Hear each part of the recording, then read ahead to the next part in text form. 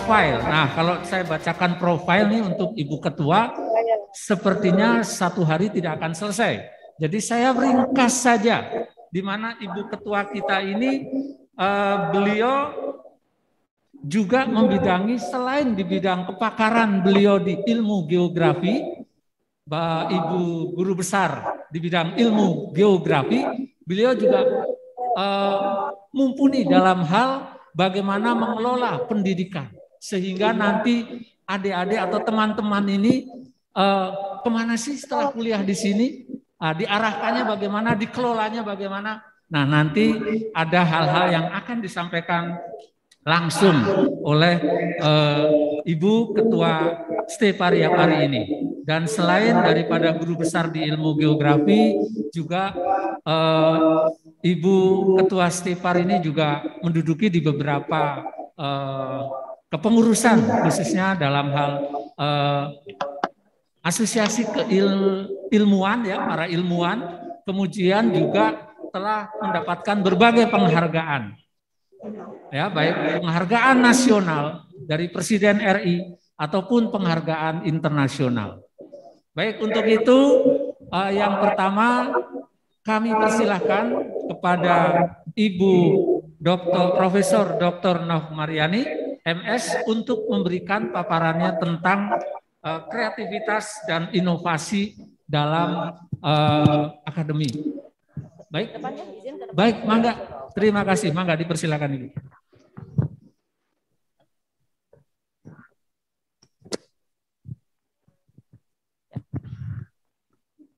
Assalamualaikum, selamat pagi. Pagi, Bu. Pagi, Bu. Sehat semua ya? Waalaikumsalam. Waalaikumsalam. Sehat, Bu. Ngajar biasanya kan berdiri ya, nggak duduk. Jadi kalau berzoom itu kita lebih pegal, dan saya ingin bahwa materi ini juga didengarkan oleh para seniornya ya. Bapak ini nih, adik-adik senior, tolong juga disimak, karena menurut saya ini adalah sebuah peluang untuk mengembangkan kreativitas dan inovasi, di mana program-program ini ditawarkan oleh Dikti gitu ya, sehingga Anda bisa mengambil atau berpartisipasi dalam program ini. Terima kasih Pak Moderator, dan mohon maaf ini para waket saya di depan ya. Nah, bisa di ini? Di Zoom? Nah, ini saya akan memaparkan tentang budaya literasi, membangun kreativitas dan inovasi mahasiswa. Biasanya saya memberikan materi ini 2 jam. Tapi sekarang 30 menit saya coba untuk singkat-singkat saja gitu ya. Jalan.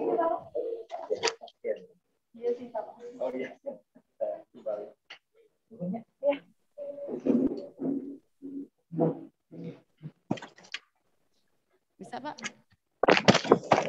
Nah, seperti yang saya kemukakan pada pidato pertama saya, bahwa sekarang ini adalah abad literasi, ya, di mana kita ini mengalami kebanjiran informasi dari berbagai sumber, ya, baik itu yang sifatnya hoax, semi hoax, maupun betul-betul informasi yang bisa kita manfaatkan untuk membangun kreativitas kita, ya, di mana banyak program-program yang bisa kita ikuti untuk mengasah keterampilan kita.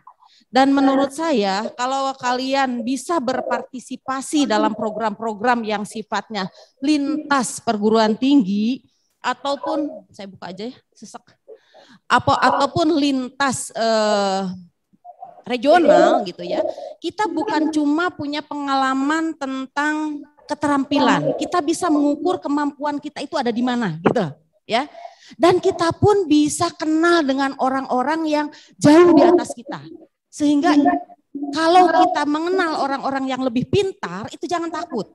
Justru itu menjadi sebuah kesempatan bagi kita untuk mengukur diri, dan saya tuh punya kemampuan di mana gitu ya. Nah, jadi jangan takut untuk tampil, ya, tampil dalam berbagai event, dalam berbagai kompetisi, karena disitulah kita tahu kemampuan kita. Ya, menurut saya bukan hanya sekedar kemampuan. Kalau Anda nonton SEP saja di RCTI kan kita tahu ya, betul nggak? Juma itu kita bisa apa sih? Bagaimana sih resep-resep itu bukan hanya resep-resep yang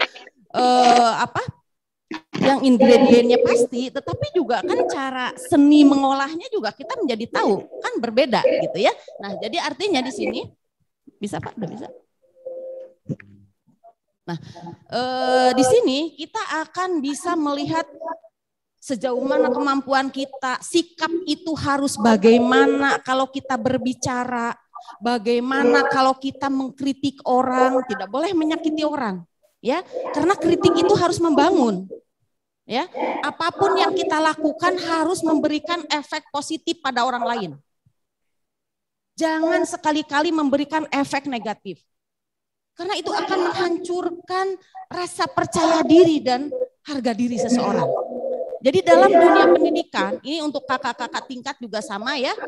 Saya seringkali mengatakan beri contoh yang baik. Karena kita ini adalah satu komunitas, satu keluarga yang harus saling mengasah kan. Mengasah di situ bukan saling menyakiti, tapi saling mempertajam keterampilan.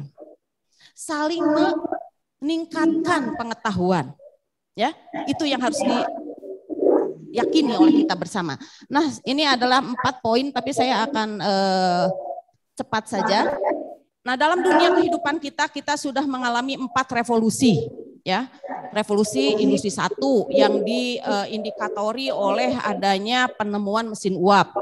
Ada revolusi industri 2 yang diindikatori oleh adanya mesin-mesin, bukan?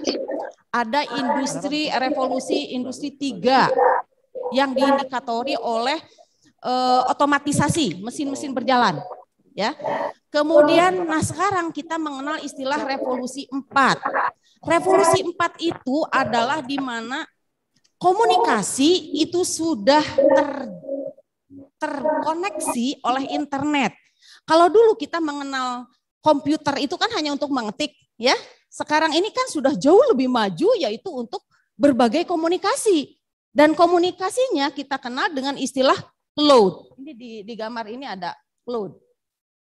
Cloud itu adalah data itu disimpan dalam sebuah dunia maya, virtual. Mungkin sekarang kita tidak lagi memerlukan flash disk. Karena semua disimpan dalam drive kan? My Drive ya. Betul nggak?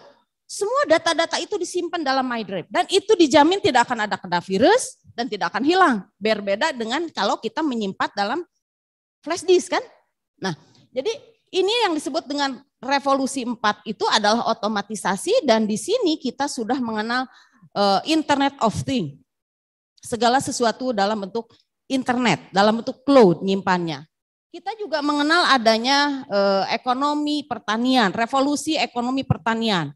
Masuk ke revolusi industri, masuk ke ekonomi informasi. Dan sekarang masuk dalam abad ekonomi kreatif.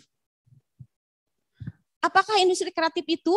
Industri kreatif adalah industri yang berbasis talent. Apakah itu talent? Talent adalah bakat yang dimiliki oleh seseorang. Jadi sangat unik dan sangat khas. Ya, misalnya Azhar itu mempunyai keterampilan untuk pastry. Tentu akan berbeda misalnya dengan Mandalika, wah ini Mandalika Nisa, Nisa misalnya ya. Nah itu kan talent itu setiap orang sangat-sangat berbeda dan itulah yang memungkinkan kita punya keunikan dan punya nilai jual gitu. Ya, saya kalau memberi contoh begini, kalau semua orang sarjana kan nggak aneh, betul nggak? Tapi kalau sarjananya itu beragam dan mempunyai keahlian-keahlian yang spesifik, maka kita semakin dibutuhkan orang. Ya, nah jadi saya mengajak adik-adik ini untuk selalu mengasah talent-talent yang ada. Kenali Anda ini hobinya di mana, bakatnya di mana, gitu loh ya. Asah dengan tajam, sehingga nanti begitu keluar kita punya nilai jual. Jadi begitu lulus itu kita tahu. Anda mau kerja di mana? Gitu loh. Anda punya keterampilan apa? Jangan sampai begitu keluar itu celengak-celengok gitu. Tidak punya nilai jual apapun. Nah ini jadi mumpung sekarang dari awal coba dipikirkan kembali bakat kita itu di mana, senangnya kita di mana. Ya, bukankah hobi yang menghasilkan uang itu adalah sesuatu yang sangat menyenangkan? Betul ya? Nah, ini. Kemudian mundur. Nah, ini yang sekarang orang menyebutnya dengan revolusi 5. Bisa dijumpa. Revolusi 5. Apakah Indonesia berada di revolusi 5? Enggak. Revolusi 5.0. Ini pertama kali dikemukakan oleh Jepang. Kalau Jepang sudah masuk ke industri 5.0, Indonesia ada di mana? Kan begitu. Ya, mengapa Jepang itu masuk ke 5.0? Karena di sini, coba Anda lihat. Di situ ada istilah artificial intelligence. Artificial itu adalah berbagai kecerdasan buatan yang dibuat oleh manusia. Misalnya dalam bentuk game, membuat jejaring, membuat sistem, membuat kue, ya, buat makanan, kan gitu ya. Itu kan semuanya sop itu bisa sama lah bahannya. Tetapi rasanya bisa berbeda-beda. Nah, itulah artificial intelligence. Nah, katanya di sini nggak usah saya Pak yang di shoot, PPT-nya saja.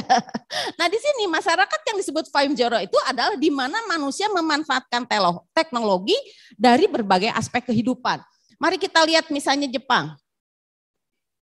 Ini kok. Cet ya, next aja Pak. Nah, lihat gambar. Dulu mungkin kalau kita lihat industri di sini nggak ada orang lagi sekarang. Ya, industri itu semua mesin-mesin berjalan kan. Itu artinya orang itu semakin tidak dibutuhkan kan. Betul nggak? Di mana orang berada? Nah, orang berada di balik layar karena ada kreativitas. Ya, oranglah yang mendesain mesin-mesin itu.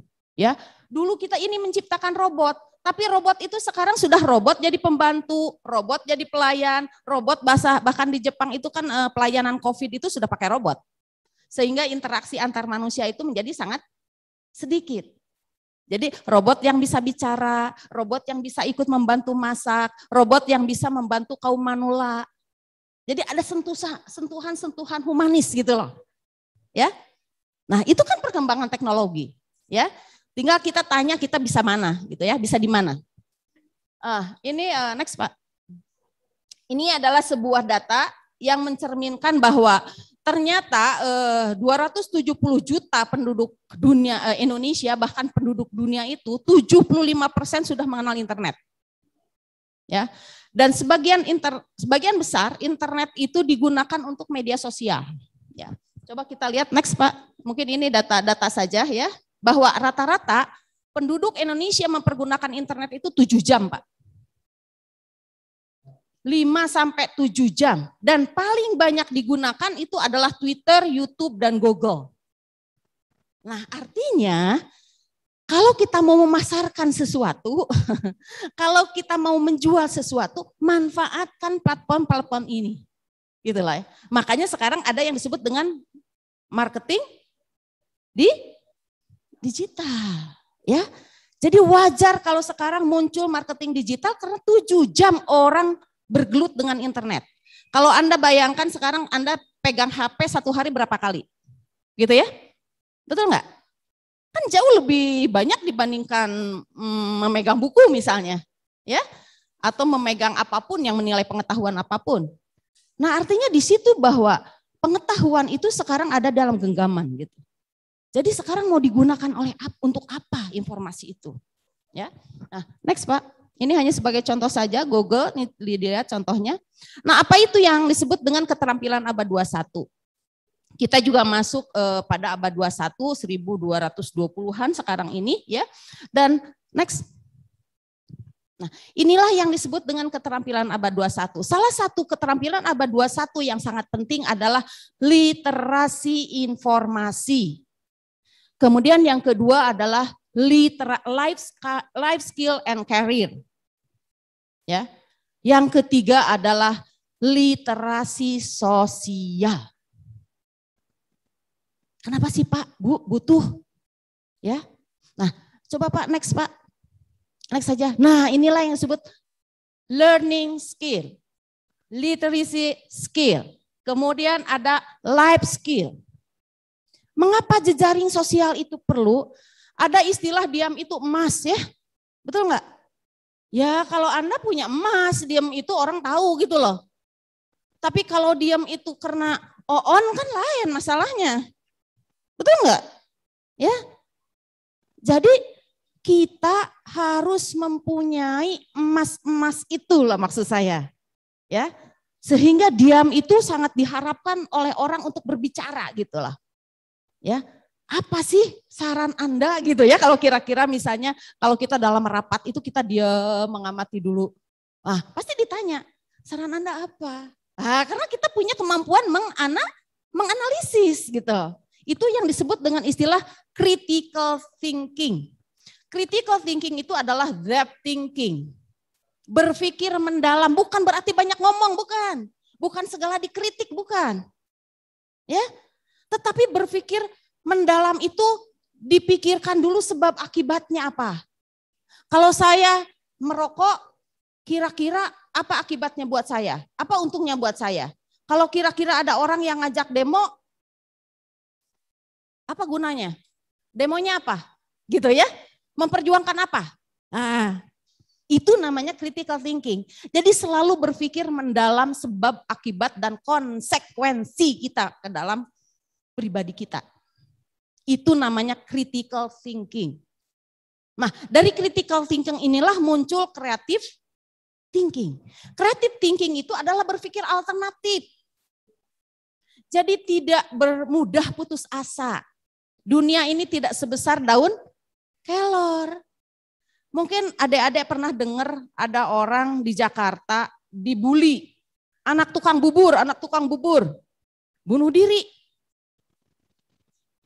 Anak di Jogja, anak tukang beca, dia semangat belajar, masuk ke kedokteran, cum laude, diangkat jadi dosen di UGM. Begitu dia tampil di wisuda, dia nyatakan, bapak saya berhenti jadi tukang beca karena saya sudah jadi dosen dan sudah jadi doktor. Menguntungkan mana coba? Ya, nah jadi yang namanya daya juang itu siapapun kita, siapapun orang tua kita, berhasil atau tidak orang tua kita, kitalah yang menentukan masa depan kita.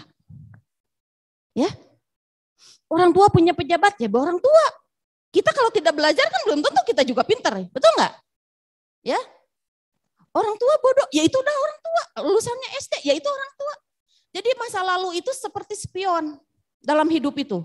Boleh ditengok sekali-sekali tapi jangan terlalu lama disesali. Karena itu adalah given, takdir istilahnya. Takdir itu adalah sesuatu yang tidak bisa kita rubah. Masa lalu itu adalah masa lalu yang tidak bisa kita rubah. Yang bisa kita hadapi adalah ke depan. Ya, jadi rubah masa depan itu. Kita tidak bisa merubah masa lalu. Mengerti ya? Maksud saya begitu Anda masuk perguruan tinggi, Anda harus punya visi apa yang harus kita lakukan. Jangan kosong. Ya. Nah, kemudian ini yang disebut dengan kolaborasi, kerjasama. Anda berdoa di masjid, di gereja, lama nggak akan ada harta turun satu karung, nggak akan pernah. Betul nggak? Nggak akan pernah Tuhan itu memberi rezeki langsung uang, langsung enggak. Rizki itu selalu datang sesama manusia. Betul nggak? Jejaring yang paling penting. Ya, jadi pelajaran bagi saya jangan sekali-kali menghina orang. Siapa tahu orang yang dihina itu adalah sumber rezeki bagi kita. Ya, jangan merasa arogan sekarang sudah jadi apa gitu. Siapa tahu itu adalah sumber rezeki di masa yang akan datang. Nah, itu adalah kolaborasi, jadi berbaik-baiklah berteman, siapa tahu dari teman itulah kita datangnya rezeki itu. Ya. Kemudian di sini adalah communication. Nanti Bu Nova itu ahli hospitality communication. Akan berbicara bagaimana orang nyaman berkomunikasi dengan kita.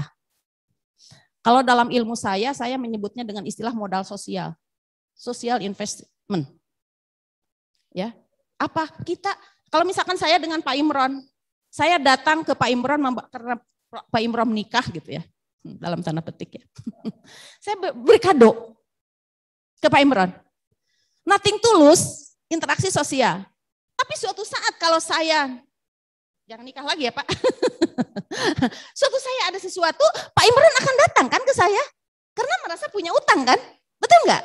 Nah di situ yang disebut investasi sosial. Jadi berbaik-baiklah pada orang, siapa tahu ya orang itulah yang akan menolong kita suatu saat. Ya itu yang disebut dengan istilah communication.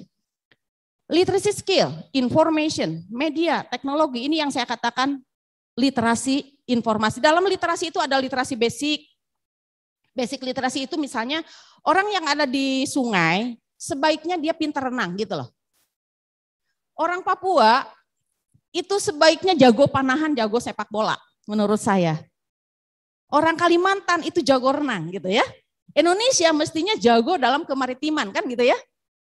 Indonesia ini kaya dengan sumber daya alam dan sumber daya budaya. Mestinya jago di pariwisata menurut saya. Itulah nilai jual kita, betul nggak? Jadi menurut saya Anda masuk ke pariwisata itu sudah tepat. Tinggal bagaimana menggali ilmunya. Ya, menggali ilmunya dengan baik. Jadi kalau misalnya ada orang yang nganggur, jangan-jangan itu ilmunya standar gitu loh. Ya. Ilmunya standar, Anda harus punya lebih tinggi keunikannya. Kalau sarjana itu punya bisa ngetik WS gitu ya. Ya standar lah, nggak ada keunikan. Anda bisa Excel, Anda bisa SPSS kan gitu ya lebihnya. Nah, baru akan dilirik orang. Hospitality-nya bagus, bahasanya bagus, menguasai 2 bahasa, 3 bahasa, itu kan lebih punya nilai jual, bukan? Betul nggak? Ya, nah itu maksud saya. Ya. Nah, kemudian di sini ada life skill, flexibility, mampu beradaptasi.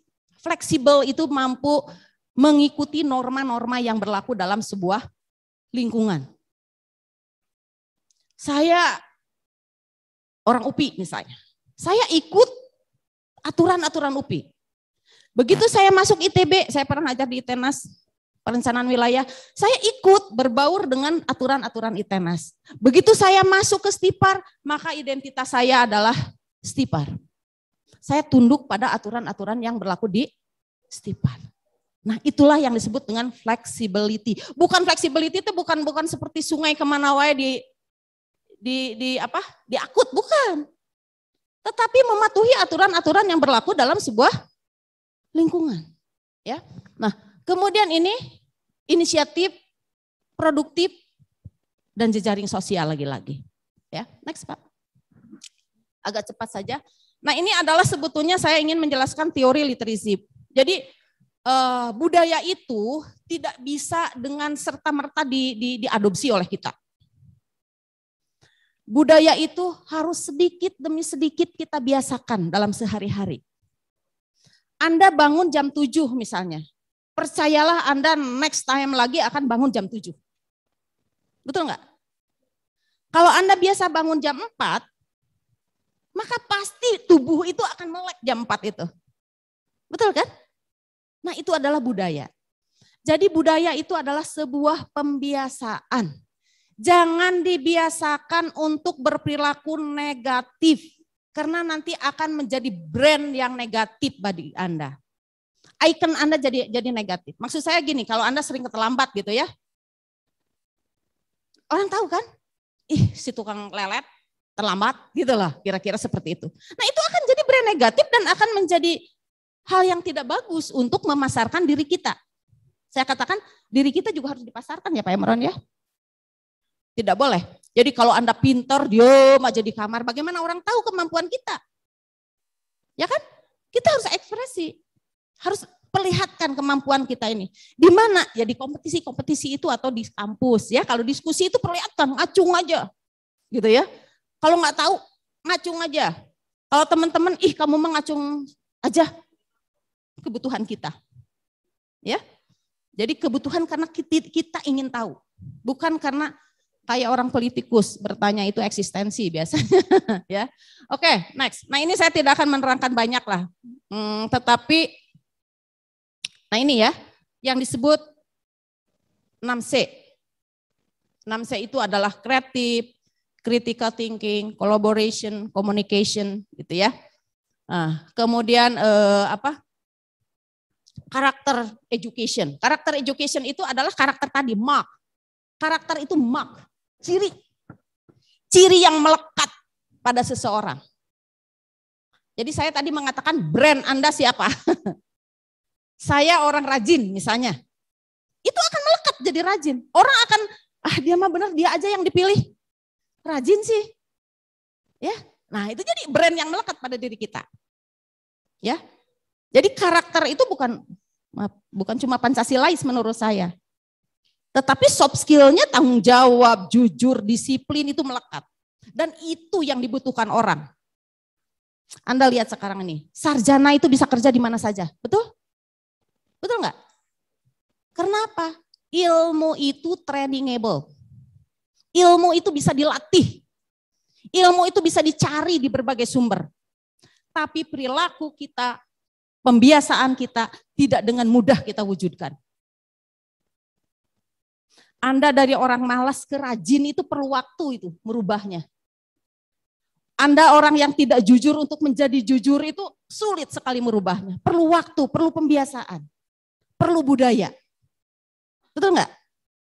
Ya. Nah itu yang soft skill itu yang perlu. Jadi mengapa orang sekarang bekerja di mana saja?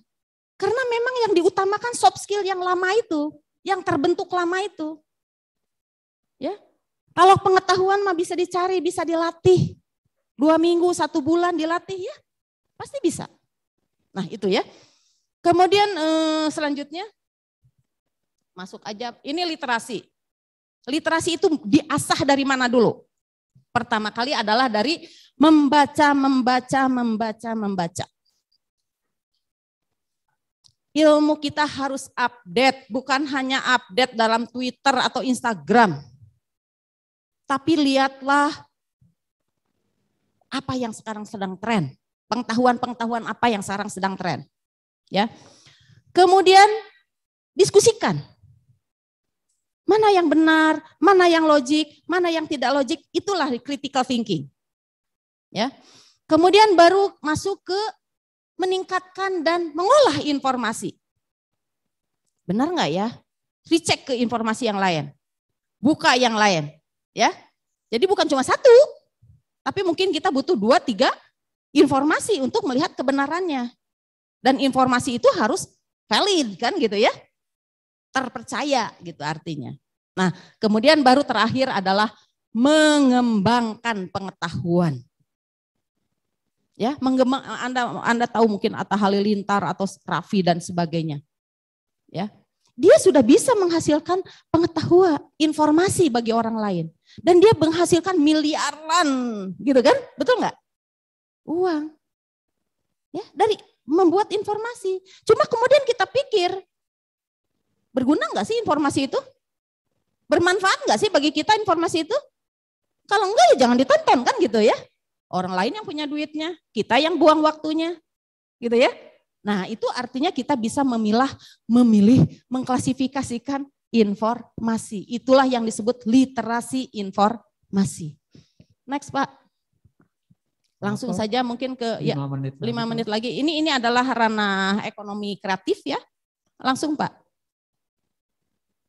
Ya, saya katakan ini biasanya saya ceramah 2 jam untuk materi ini. Langsung aja Pak.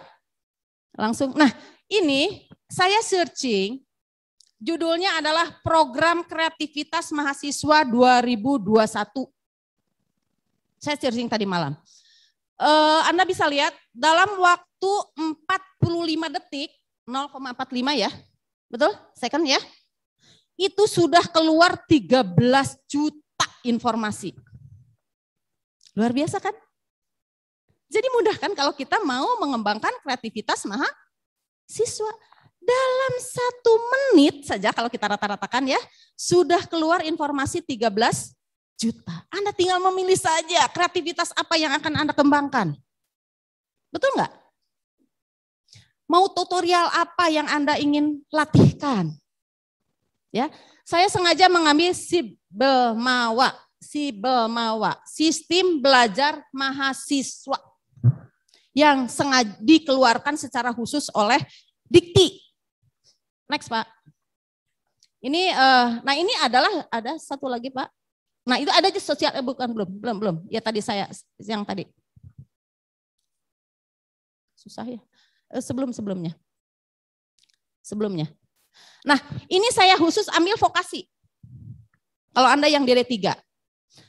Judulnya sosialisasi PKM. PKM itu adalah program kreativitas mahasiswa. Itu dalam 51 detik ada 175.000 hasilnya. Coba kalau Anda buka satu hari saja mungkin nggak akan cukup ya. 175.000, apalagi tadi S1 ada sampai 13 juta. Ya. Coba Pak, next Pak. Nah, ini. Ya, lanjut. Nah, ini saya coba buka program-program apa yang ada, program kreativitas mahasiswa itu ada bukunya. Ada bukunya. Tujuannya apa? Tahu dan taat aturan. Pertama kali coba lihat. Tahu dan taat aturan berarti kan literasi informasi kan? Betul nggak? Kemudian yang kedua kreatif dan inovatif. Yang ketiga adalah kolaboratif, membangun keberagaman. Jadi bekerja dalam multikultur itu menjadi sangat penting. Apa yang disebut multikultur? Berbeda kemampuan, berbeda talenta, berbeda budaya, berbeda kebiasaan. Anda tidak bisa bekerja nanti itu dengan hanya orang Sunda saja, orang Jawa saja tidak bisa. Anda harus biasa dengan bekerja dengan berbagai suku bangsa, bahkan dengan Eropa atau Afrika dan sekalipun, apapun bangsanya. Itulah yang disebut dengan abad globalisasi. Ya, next Bu, Pak. Nah ini adalah contoh-contohnya, nah ini ada program-programnya, ada PKM, program kreativitas mahasiswa riset, ada program pengabdian masyarakat, ada program penerapan iptek, ada program kewirausahaan, ya, ada program karya cipta, menciptakan kue, menciptakan masakan, betul nggak? Bisa kan? Sangat bisa orang-orang hotel ya. Kemudian program kreativitas karya tulis. Nah karya tulis itu dibedakan menjadi artikel ilmiah dan gagasan tertulis. Kalau artikel ilmiah itu harus diterbitkan di jurnal, kalau gagasan tertulis mah bisa ditampilkan dalam forum diskusi, berdebat. Mungkin di TV Anda sering lihat debat ya, acara debat. Nah ketiga adalah program kreativitas gerakan futuristik konstruktif. Nah ini yang disebut IT itu. Next Pak, lihat buku pedomannya ya. Atau nanti saya bagikan. Ya, saya ingin 2002 ini Anda sudah eksis masuk ke dalam program ini. Lanjut Pak. Nah ini ada 8 program yang sekarang diluncurkan oleh Menteri Kebudayaan. 8 program. Kewirausahaan, pengabdian masyarakat, kemudian apa? Mengajar di desa. Jadi Anda daftar saja ke Dikti. Daftar ke Dikti, masuk itu 1 bulan itu digaji 1.250.000. Ya. Tapi harus sudah semester 5. Nah ini sebetulnya untuk senior-senior. Harus sudah semester 5, jadi siapkan saja kemampuannya ya. Nanti tinggal klik saja daftar, sudah semester 5, masuk ke program 8 program ini. Ya. Dengan ada minimal IP-nya 3,5. Saya kira di Stipar itu 3,5 relatif mudah lah. Oke gitu ya. Kalau ada pertanyaan ditulis saja. Nanti kalau ada kesempatan silahkan. Dimanapun Anda mau bertanya ke saya silahkan. Mau di ruangan saya, mau ketemu dimanapun. Saya biasa ngobrol di taman depan pun, di Taman Karangsetra itu kalau ketemu dulu biasa pakai angkot gitu ya. Saya ngajar di sini sejak tahun 90-an. Jadi kalau misalnya ketemu dengan anak-anak mahasiswa sambil nongkrong nunggu angkot tuh, angkot Ciroyom yang hijau ya, di taman itu nongkrong ngobrol gitulah. Jadi di mana saja bolehlah ya. Jadi jangan sungkan-sungkan untuk selalu berkomunikasi. Oke, terima kasih. Assalamualaikum warahmatullahi wabarakatuh. Warahmatullahi wabarakatuh. Terima kasih Ibu Ketua, Ibu Profesor Dr. Nok Mariani. Baik, silakan ditulis ya. Kalau ada beberapa pertanyaan nanti akan ada waktunya di mana tadi Ibu Ketua telah menyampaikan bagaimana itu budaya literasi sehingga bisa dimanfaatkan untuk kegiatan-kegiatan yang positif dan juga sesuai dengan nanti keinginan yang mungkin adik-adik sekalian yang akan dituju ya, cita-cita yang akan dituju.